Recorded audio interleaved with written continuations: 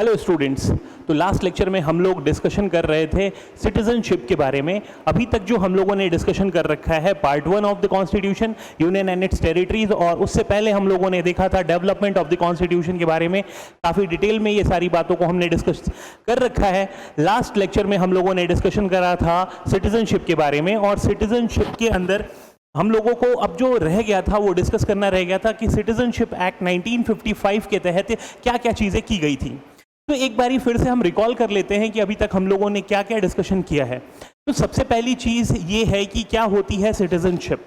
तो सिटीजनशिप का मतलब होता है कि कोई भी व्यक्ति जो उस देश का नागरिक है, जो भारत देश का नागरिक है, उसको क्या क्या सुविधाएं मिलती हैं, क्या क्या व्यवस्थाएं दी जाती हैं देश के तरफ से, और एक अपने फैमिली मेंबर को जैसे हम ट्रीट करते हैं अपने घर के अंदर, उसी तरीके से भारत देश में भारत के नागरिकों को ट्रीट किया जाता है। जैसे हमारे घर के अंदर हमारे जो फैमिली मेंबर्स हर चीज़ का एक्सेस होता है, उसी तरीके से भारत देश के सिटीजन के पास भारत देश में होने वाली हर एक चीज़ का एक्सेस मिलता है, और प्रायोरिटी हमेशा इंडियन सिटीजन को दी जाती है या फिर मिलती है।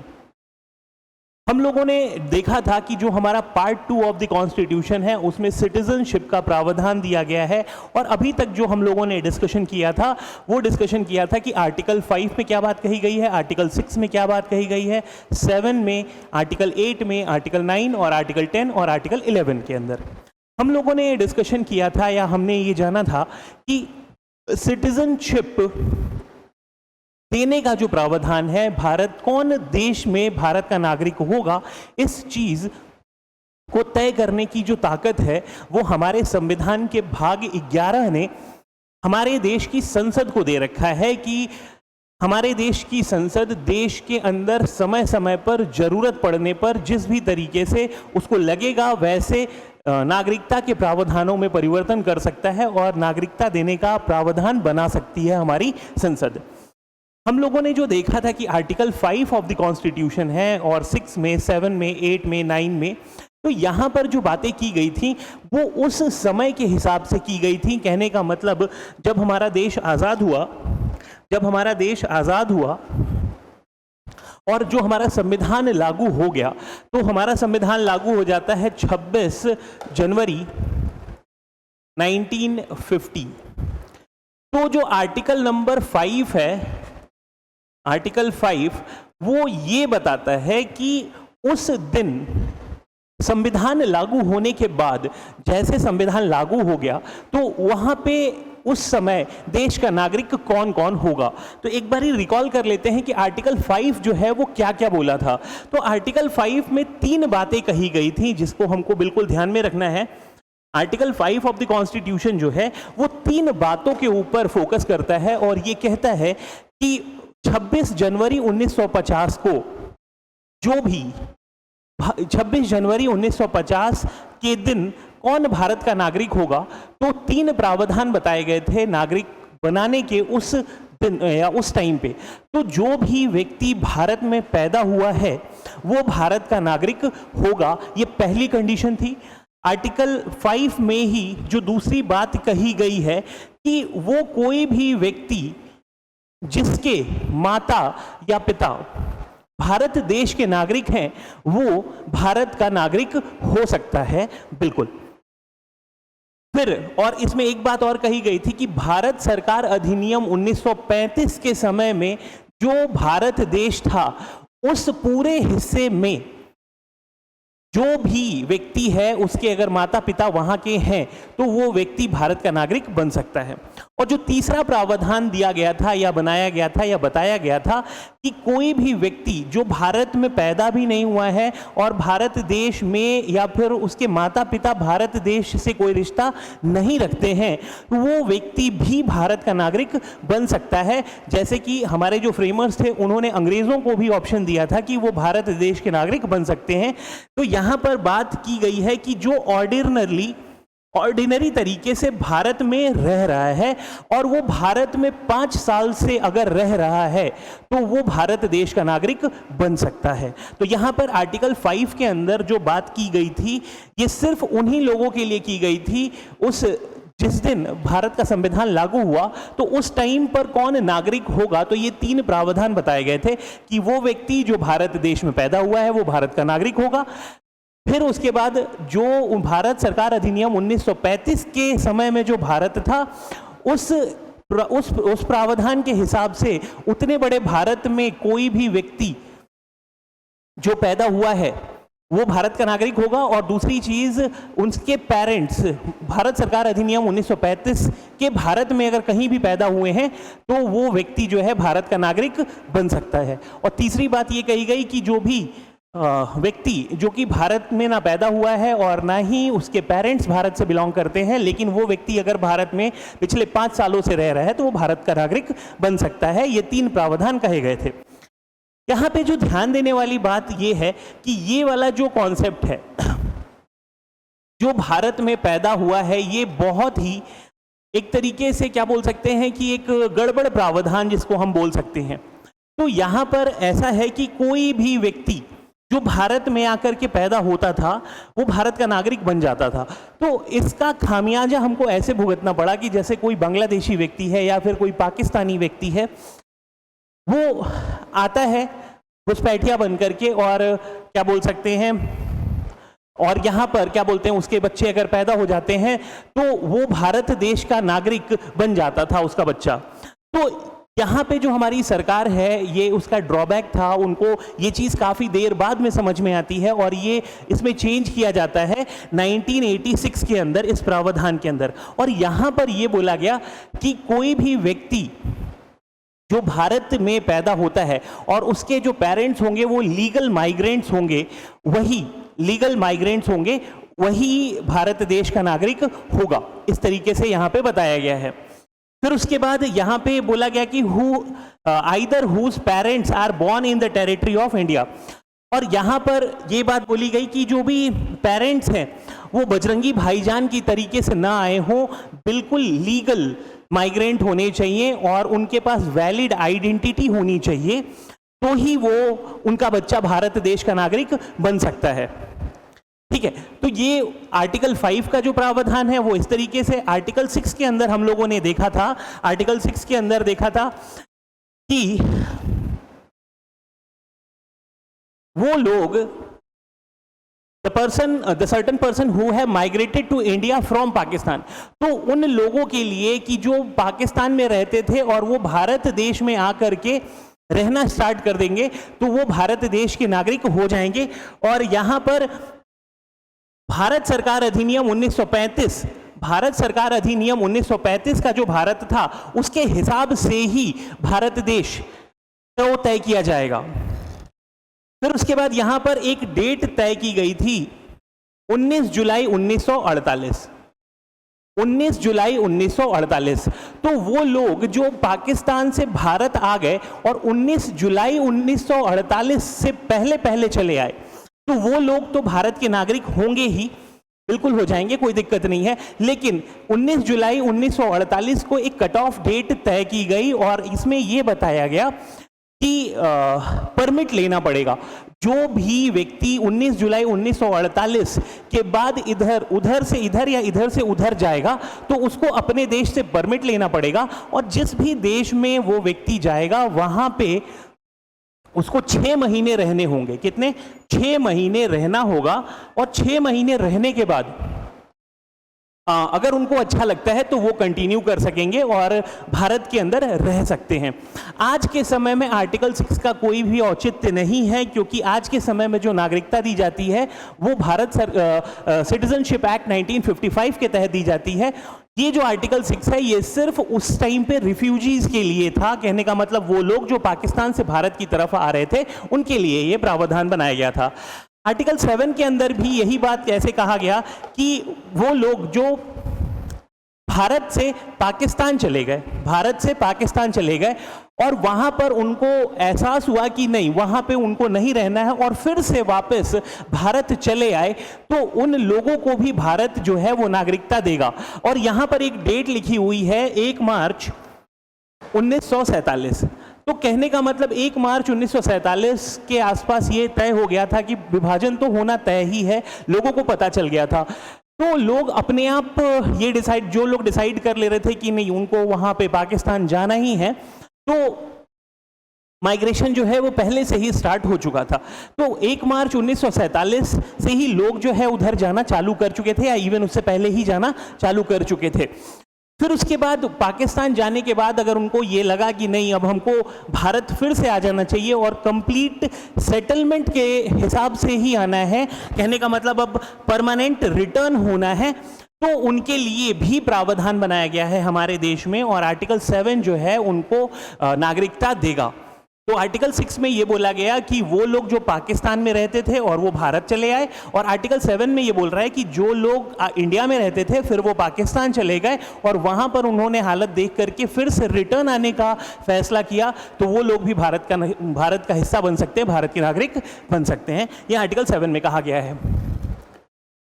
आर्टिकल 8 के अंदर ये बोला गया है कि वो व्यक्ति जो भारतीय मूल का है और वो दूसरे देश में जाकर के शिफ्ट हो चुका है और उसको फिर ये एहसास होता है कि नहीं अब मेरे को भारत में आ जाना चाहिए, भारत देश का नागरिक बन जाना चाहिए, तो वो भारत का हिस्सा बन सकता है, भारत की नागरिकता ले सकता है। The Indian origin residing outside India, तो वो लोग भी भारत का हिस्सा बन सकते हैं बिल्कुल, और उनको भारत की नागरिकता दी जाएगी। अब ये भारत की नागरिकता कैसे दी जाएगी कि भारत के दूतावास या फिर जो ऑफिसर्स हैं वो हर जगह कॉन्सुलर रिप्रेजेंटेटिव जो हैं दुनिया के हर कोने में हैं, तो वहां पर ये लोग जाकर के जो इंडियन ओरिजिन के लोग हैं वहां पर जाकर के अपने आप को रजिस्टर करेंगे और फिर वो भारत आ सकते हैं।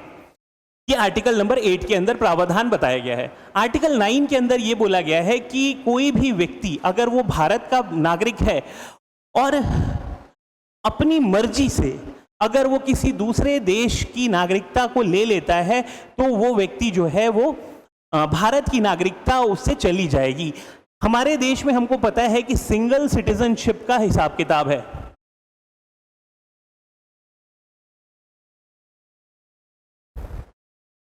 सिंगल सिटीजनशिप का जो कॉन्सेप्ट है ये हमने बोरो किया था ब्रिटेन से, जो कि ऑलरेडी हम डिस्कस कर चुके हैं। तो सिंगल सिटीजनशिप का हिसाब यहाँ पे बताया जा रहा है आर्टिकल 9 के अंदर। तो कोई भी व्यक्ति जो वॉलेंटरली खुद से अपनी स्वेच्छा से किसी दूसरे देश की नागरिकता को ग्रहण कर रहा है, तो उसकी जो नागरिकता है, भारत देश की जो नागरिकता है वो चली जाएगी। यही चीज यहां पे आर्टिकल 9 में बताया गया। The person voluntarily acquiring citizenship of the foreign state not to be the citizen no person shall be the citizen of India by the virtue of article 5 or deemed to be the citizen of India by the virtue of article 6, 8 and he has voluntarily acquired the citizenship of any other foreign states। तो article 9 जो है बस यही इतना कहता है कि कोई भी अगर भारत की नागरिकता छोड़ता है या फिर दूसरे देश की नागरिकता लेता है तो उसकी नागरिकता चली जाएगी। और आप ध्यान रखना कि सिंगल सिटीजनशिप का हिसाब हमारे देश के अंदर है। आर्टिकल 10 ये कहता है कि continuance of the your citizenship.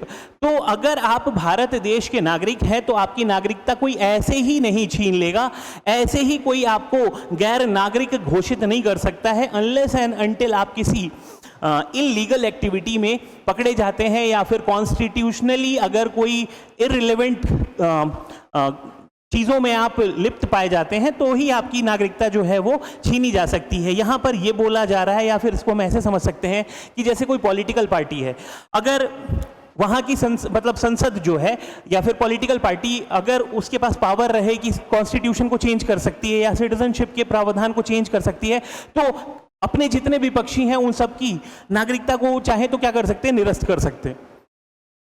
तो ऐसा ना हो, इस तरीके की कोई भी एक्टिविटी ना हो, इसीलिए यहां पे बोला गया है कि कोई नागरिकता ऐसे ही नहीं ले लेगा, आपकी नागरिकता बिल्कुल बनी रहेगी, यथावत बनी रहेगी। कोई भी नागरिकता में ऐसे परिवर्तन नहीं कर सकता है जब तक कोई बहुत बड़ा इशू ना हो।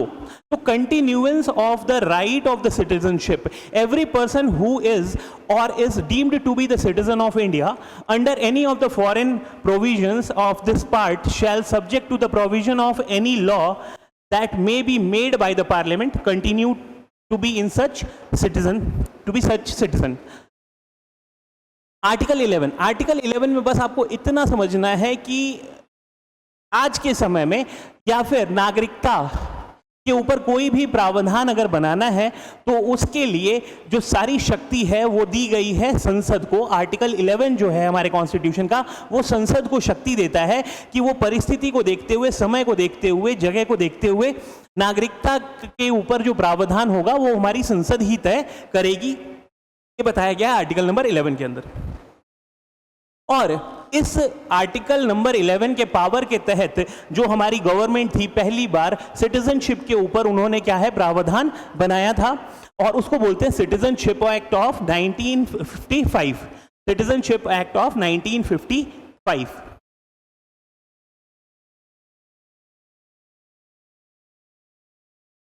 और इस प्रावधान के तहत 5 तरीके बताए गए थे कि किसी को भी नागरिकता कैसे मिलती है, और 3 तरीके बताए गए थे कि किस तरीके से किसी की नागरिकता जाती है। तो यहाँ पर हमने यही डिस्कशन करना था आज कि सिटीजनशिप एक्ट ऑफ 1955 जो है वो किस तरीके से बताता है कि किसी को नागरिकता मिलती है।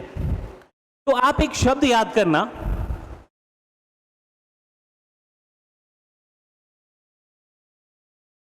ब्रांड आपको याद हो ही जाएगा। 3, 4, 5।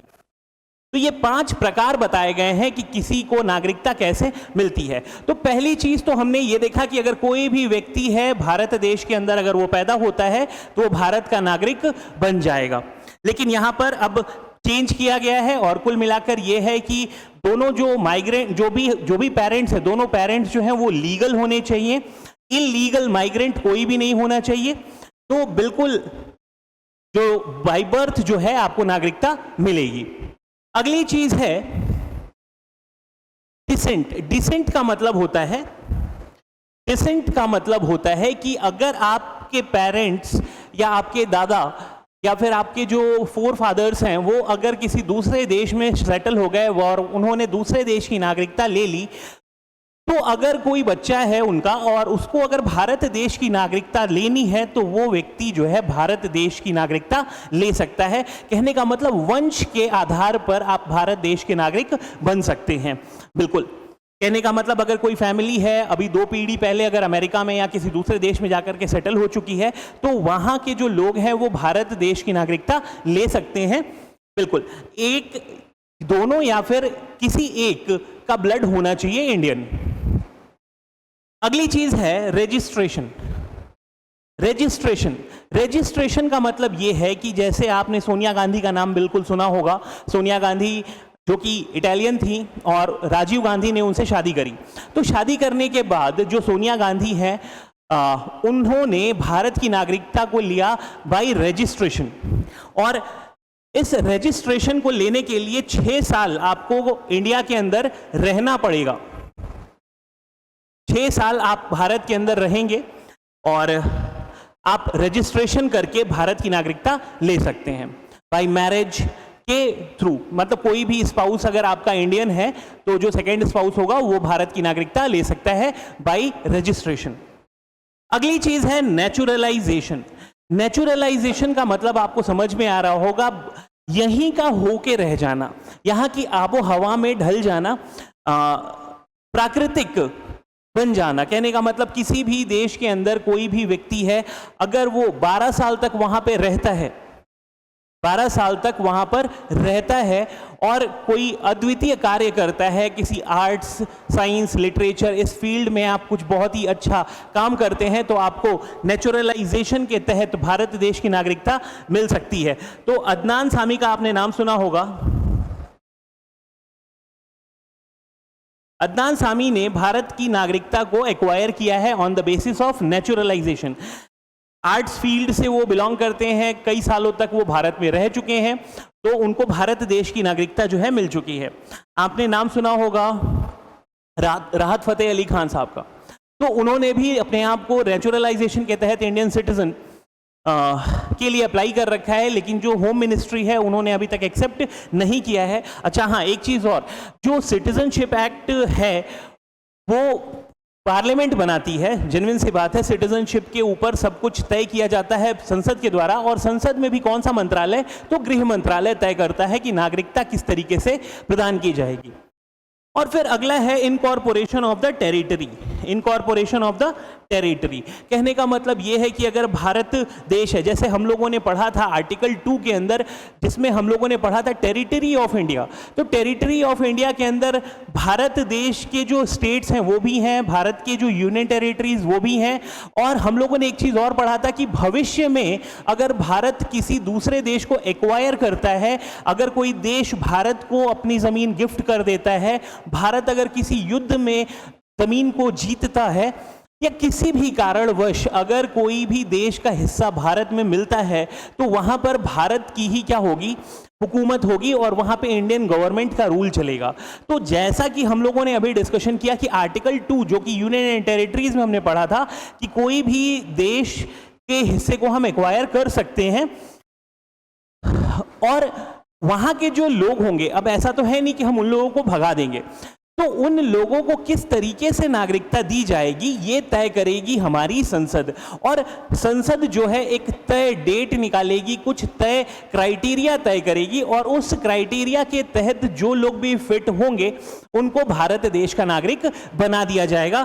तो ये 5 तरीके थे कि किस तरीके से भारत देश का आपको नागरिक या फिर भारत देश की नागरिकता मिल सकती है। तो बाई बर्थ आपको नागरिकता मिलेगी, डिसेंट मिलेगा, by registration, by naturalisation and incorporation of the territory. जैसा कि सिक्किम जो है 1975 के अंदर भारत का हिस्सा बन गया, तो सिक्किम के जो नागरिक हैं वो सभी के सभी क्या हो गए, इंडियन सिटीजन बन गए।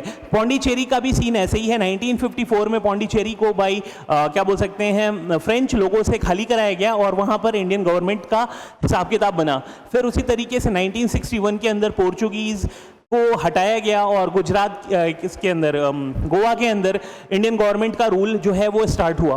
तो कहने का मतलब ये इनकॉर्पोरेशन ऑफ द टेरिटरीज इस तरीके से होता है। तो ये रहा एक्विजिशन का हिसाब। अब बात करते हैं लॉस ऑफ द सिटीजनशिप। कहने का मतलब लॉस ऑफ द सिटीजनशिप जो है वो 3 तरीके से आपके सिटीजनशिप को लॉस होता है। अगर जैसे हम लोगों ने डिस्कशन किया था कि अगर कोई भी व्यक्ति है, अगर वो भारत देश का नागरिक है और उसने किसी दूसरे देश की नागरिकता को एक्सेप्ट कर लिया, या अमेरिका के या फिर किसी भी दुनिया के किसी भी देश की नागरिकता को अगर वो ले लेता है, तो अपने आप उसकी नागरिकता जो है वो क्या हो जाएगी, खत्म हो जाएगी। उसकी नागरिकता जो है वो खत्म हो जाएगी, और वो उसी देश का ही नागरिक रहेगा, और इंडिया से उसका कोई हिसाब नहीं होगा। अगली चीज है टर्मिनेशन। अगर कोई भी व्यक्ति है, अगर वो भारत देश का नागरिक है और उसने किसी दूसरे देश की नागरिकता को ले लिया, तो अगर और उसने अपने आप को इधर बताया नहीं, या फिर जहाँ पे उसने नागरिकता ले ली है, तो इंडियन गवर्नमेंट जो है वो उसकी नागरिकता को टर्मिनेट कर देगी। पहले वाले केस में है कि वो व्यक्ति जो है अपनी नागरिकता खुद छोड़ेगा और दूसरे देश की नागरिकता ग्रहण करेगा। दूसरा केस ये कहता है कि जिसमें टर्मिनेशन बोल रहे हैं कि अगर कोई दूसरे देश की नागरिकता को ले लेता है तो उसकी नागरिकता जो है वो टर्मिनेट कर दी जाएगी इंडिया से। और तीसरी बात यह है डिप्राइवेशन का मतलब होता है डिप्राइव करना, निकालना। अगर कोई व्यक्ति है और वो किसी एनिमी एलियन से जाकर के मिल गया, या फिर इंडियन गवर्नमेंट के खिलाफ स्पाई का काम कर रहा है, या फिर कोई भी अनकॉन्स्टिट्यूशनल काम कर रहा है, तो उस व्यक्ति की जो नागरिकता है वो हटा दी जाएगी, छीन ली जाएगी और ख़त्म कर दी जाएगी। इसको ऐसे समझते हैं कि अगर मान लीजिए कि इंडिया या पाकिस्तान से वॉर हो जाता है अभी इंडिया का, और पाकिस्तान या चाइना से वॉर हो जाता है, या फिर किसी दूसरे देश से वॉर हो जाता है, और कोई इंडियन ऑफिसर है या फिर कोई इंडियन सिटीजन है और वो जाकर के उस एनिमी कंट्री के साथ मिल जाता है और वहाँ पे डेटा शेयर करने लगता है, तो उस व्यक्ति की नागरिकता जो है वो छीन ली जाएगी। अच्छा, एक चीज़ और कि आप ये कंफ्यूज मत होइएगा कि अगर मान लीजिए कि चाइना से वॉर होता है और इंडियन व्यक्ति उसको चाइना को अगर कुछ डेटा शेयर करता है तो इंडिया से निकाल करके उसको चाइना भेज दिया जाएगा। नहीं, ऐसा बिल्कुल नहीं होगा कि चाइना भेज देंगे, बिल्कुल चाइना नहीं भेजेंगे। इंडिया की नागरिकता तो छीन लेंगे और सीधे आपको भेजेंगे जेल, और जेल के अंदर जो भी कार्यवाही करनी होगी बहुत ही बुरे तरीके से आप को ट्रीट किया जाएगा। आप समझ सकते हैं कि जेल के जो भी प्रोसीजर्स हैं वो बिल्कुल उसी तरीके से किए जाएंगे। और जो आर्टिकल 22 के तहत आपको फैसिलिटीज़ प्रोवाइड की जाती हैं कि आपको वकील दिया जाएगा और आपको अपना बचाव करने के लिए दिया जाएगा और मजिस्ट्रेट के सामने आपको प्रस्तुत किया जाएगा, तो ऐसा कुछ भी नहीं किया जाएगा। आपको बिल्कुल एक as a enemy alien treat किया जाएगा। तो आई होप आपको चीज़ें समझ में आई होंगी। तो ये रहा सिटीजनशिप का हिसाब, और हम लोगों ने देखा कि किस तरीके से नागरिकता मिलती है और किस तरीके से नागरिकता जो है वो डिप्राइव की जाती है। तो I hope you have enjoyed the lecture. Thanks for watching the video. Thank you. जय हिंद। अगर आप चाहते हैं अपने कैरियर को एक नई दिशा देना और सुनहरे भविष्य को साकार करना, तो जुड़िए कंपटीशन कम्युनिटी के साथ। आज ही हमारे वेबसाइट के कैरियर पेज पर विजिट करें अथवा डिस्क्रिप्शन बॉक्स पर दिए गए लिंक पर क्लिक करें। हमेशा आपके साथ टीम कोको।